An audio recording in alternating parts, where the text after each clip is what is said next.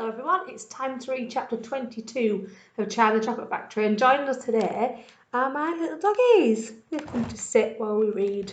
So let's get into chapter 22 along the corridor. Well, well, well, sighed Mr. Willy Wonka. 2 naughty little children gone, 3 good little children left. I think we'd better get out of this room quickly before we lose anyone else. But Mr. Wonka, said Charlie Bucket anxiously, will Violet Beauregard ever be all right again, or will she always be a blueberry? They'll dejuice her in no time flat, declared Mr. Wonka. They'll roll her into the dejuicing machine and she'll come out as thin as a whistle. But will she still be blue all over? Cried Charlie. She'll be purple, cried Mr. Wonka. A fine rich purple from head to toe. But there you are.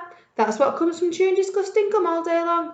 If you think gum's so disgusting, said Mike TV, then why do you make it in your factory? I do wish you wouldn't mumble, said Mr. Wonka. I can't hear a word you're saying. Come on, off we go. Hurry up, follow me. We're going into the corridors again. And so saying, Mr. Wonka scuttled across the far end of the inventing room and went out through a small secret door hidden behind a lot of pipes and stoves. The 3 remaining children, Veruca Salt, Mike TV, and Charlie Bucket, together with the 5 remaining grown-ups, followed after him.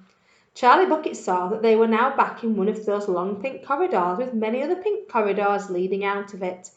Mr. Wonka was rushing along in front, turning left and right and left, and Grandpa Joe was saying, Keep good hold of my hand, Charlie. It will be terrible to get lost in here. Mr. Wonka was saying, No time for any more messing about. We'll never get anywhere at this rate we've been going.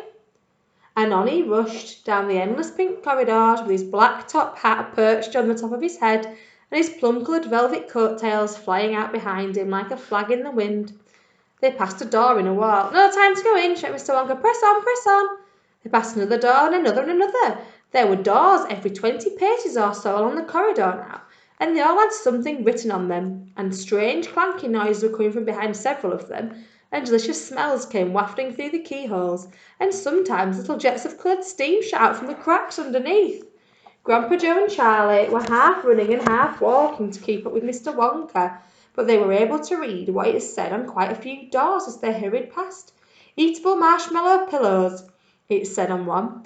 Marshmallow pillows are terrific, shouted Mr. Wonka as he dashed by. They'll be all the rage when I get them into the shops. No time to go in, though. No time to go in. Lickable wallpaper for nurseries, it said on the next door. Lovely stuff, lickable wallpaper, cried Mr. Wonka, rushing past. It has pictures of fruits on it, bananas, apples, oranges, grapes, pineapples, strawberries and snozzberries. Snozzberries, said Mike TV. Don't interrupt, said Mr. Wonka. The wallpaper has pictures of all these fruits printed on it, and when you lick the picture of a banana, it tastes like a banana, and when you lick a strawberry, it tastes of strawberry, and when you lick a snozzberry, it tastes just exactly like a snozzberry. And what does a snozzberry taste like? You're mumbling again, said Mr. Wonka. Speak louder next time. On we go, hurry up. Hot ice creams for cold days, it said on the next door. Extremely useful in the winter, said Mr. Willy Wonka, rushing on. Hot ice cream warms you up in no end in freezing weather. I also make hot ice creams for putting in hot drinks. Hot ice creams make hot drinks hotter. Cows that give chocolate milk, it said on the next door. Ah, my pretty little cows, cried Mr. Wonka. How I love those cows. But why can't we see them?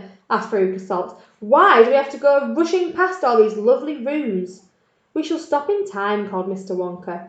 Don't be so madly impatient. Fizzy lifting drinks, it said on the next door. Oh, those are fabulous, cried Mr. Wonka. They fill you with bubbles, and bubbles are full of a special kind of gas. And this gas is so terrifically lifting that it lifts you right off the ground, just like a balloon, and up you go until your head hits the ceiling, and there you stay. But how do you come down again? Asked little Charlie.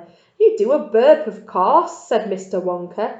You do a great big loud long rude burp and it comes up the gas and down comes you.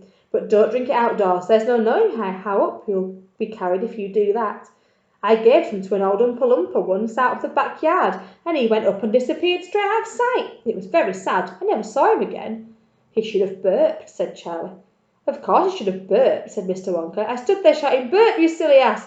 Burp, or you'll never come down again. But he didn't, or couldn't, or wouldn't. I don't know which. Maybe he was too polite. He must be on the moon by now. On the next door it said, Square sweets that look round. Wait, cried Mr. Wonka, skidding suddenly to a halt. I'm very proud of my square sweets that look round. Let's take a peek. And that is the end of chapter 22. See you again soon.